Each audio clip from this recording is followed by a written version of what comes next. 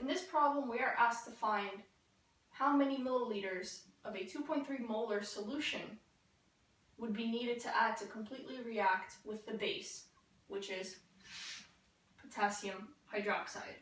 Now, we're given volume and molarity, so we can use these to figure out the moles. But first, we need to write a balanced chemical equation.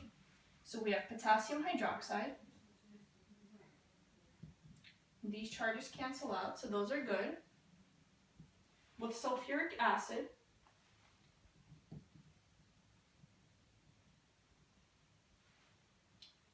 and we produce water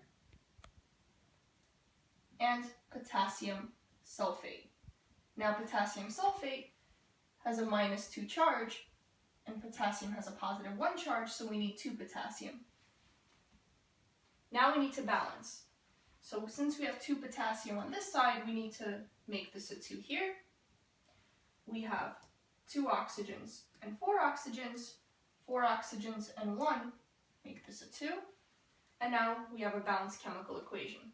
Now we can use the volume and molarity, using our formula molarity is moles over volume,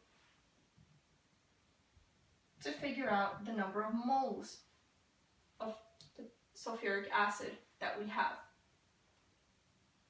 Sorry, potassium hydroxide.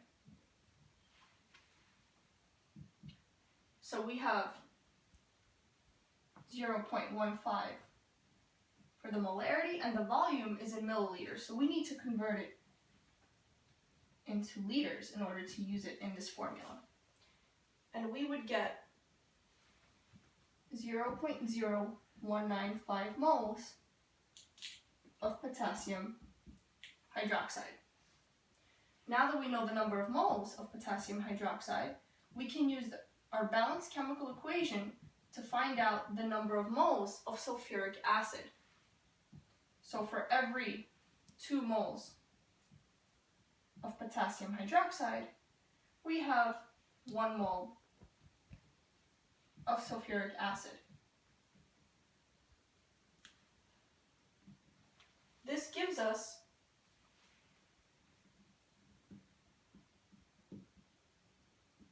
this many moles of sulfuric acid. Now that we have the number of moles, we can use that with our molarity to figure out the volume that we need. So again, molarity is number of moles over volume. So we need to solve this for volume. So we get that volume is number of moles over the molarity. This gives us